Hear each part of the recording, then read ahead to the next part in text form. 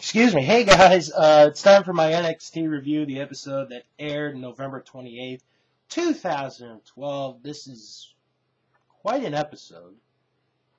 Just gonna put it as that, quite the episode. So let's get started. Start off with Daniel Bryan in the back saying that this is his return to NXT, the show that launched him to superstardom. And he tells everyone what he's done since being on NXT. Then he says that he has a couple of requests while on the show. Number one, for the fans to stop chanting yes. Number two, for the fans to stop calling him Goatface because he is a handsome man. And number three, to leave him alone because he is the tag team champions, talking to Kane. And they go into this real funny bit, or it's yes, no, yes, no, yes, no, yes. You know, the stuff they've been doing.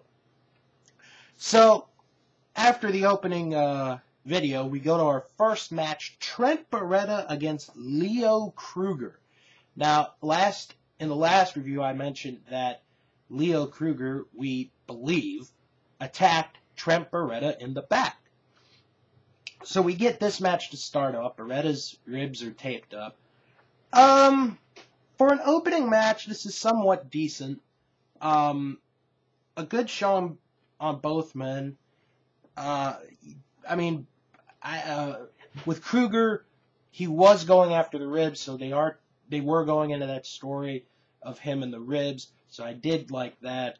Beretta put up a good fight, really good effort in this match, showing, that Kruger could be beatable, but in the end, Kruger hits Trent Beretta with that neck breaker, like it's like a reverse neck breaker. Like you have him in the neck breaker and then you reverse him and turn him down. And it's called the Kruger line. I think was the name of the move. Or the Kruger end. Really doesn't matter. Leo Kruger gets the 3 count and the win. But after the match, Beretta looks okay. So I would imagine that Kruger and Beretta may be going into a feud real soon. So next up, we have Xavier Woods going up against Memo Montenegro. Now, for those of you who have never heard of Memo Montenegro, he is the brother of Alberto Del Rio.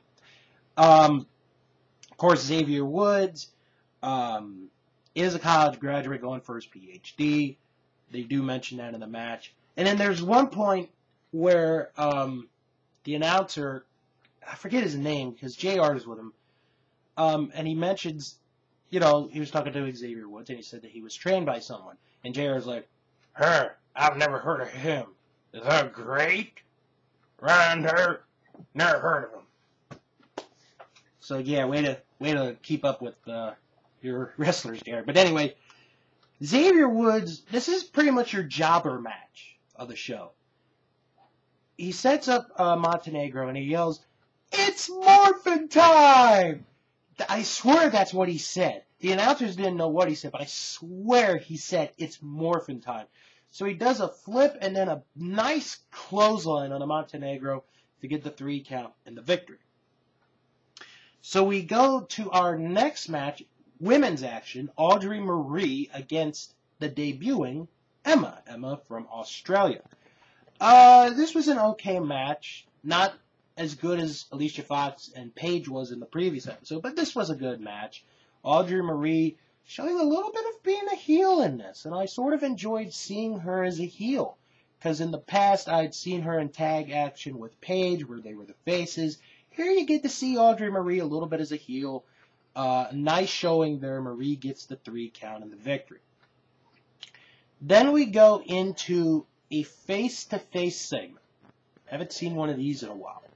The moderator for this is Michael Cole, and this first line is, after his first line of asking how everybody is, he's like, "I'm so excited to be a part of this new groundbreaking show, NXT." Michael, you were on NXT when the show began 3 years ago. Do you remember? Do you remember that you used to criticize everybody on that show? Do you remember how you would say this is a good judge and this isn't a bad judge? Just saying. So for this face-to-face, it is Jinder Mahal and Seth Rollins. And they will meet in 2 weeks for the NXT Championship. So we get a good face-to-face, and Mahal says how it is his right, his destiny, to be champion, to be the NXT champion. And that Seth Rollins is, like everybody here in the building, a loser. Now he also mentions that he will make Seth Rollins humble. I wonder if he talked to the Iron Sheik about that. So Seth Rollins then says that he is like the people, except he's better than Jinder Mahal. He's like that person. He's like that person. He's like that person. He's like that person. He's like everybody here. So then after that, they get into a fight, and Mahal humbles Seth Rollins with the camel clutch. And that's the end of that. Then we go to the back. Now, apparently, we were supposed to have an interview with Roman Reigns. However, the reporter gets this note saying that Roman Reigns has other stuff to do, so he is putting this interview on a rain check. Get it? Rain check? Oh, it's so funny because his name is Roman Reigns and it's a rain check. So anyway, he says in his note that he is busy being interviewed to be an endorser for many products, interviewing with his team to see what the moves will be, and his interview will have to wait another day. So then we go to the featured match, WWE Tag Team Championship on the line. Yes, folks, the WWE Tag Team Championships are on the line. And do you remember last week, at the end of the NXT review that I did, when JR mentioned that Kane and Daniel Bryan would be on? Do you remember the part where he said that the tag team titles would be on the line? Neither do I. He never mentioned it. So anyway, it is Michael McGillicuddy and Johnny Curtis against Kane and Daniel Bryan. Gonna stop right there.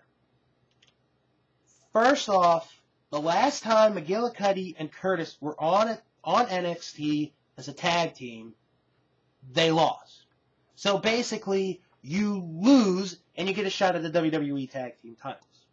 And then, to make this even better, they bring up the fact that Johnny Curtis, who won Season 4 of NXT, won the right to have a shot at the WWE Tag Team Titles, which had never been mentioned after that season of NXT, and he was going to be with R-Truth, but apparently Curtis doesn't want to be with R-Truth, so he picks Michael McGillicuddy to be his partner for this one shot at the Tag Team Titles that he won a year and a half ago.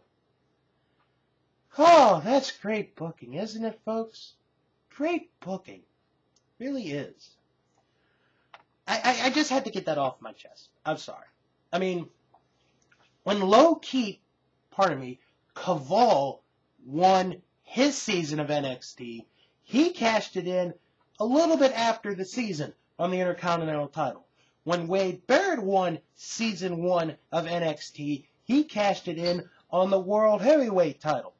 Granted, it was a little while, but he did.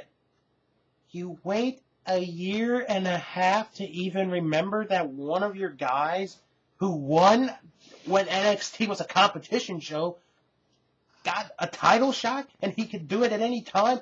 Whoopee! Somebody remembered. Sorry, had to get that rant out of the way. So anyway, this is your typical Kane Daniel Bryan tag match. It's a good match. Get your usual complaining and, oh, this is an unusual tag team. I don't know how they'll even manage to win this match and stay champions. And you know, McGillicuddy looked good. Curtis looked good. I can't wait for Curtis to come up real soon with that Fandango character. And like I said to somebody, I wonder if the paper bags will be with him, talk about movies, but that's another topic for another day.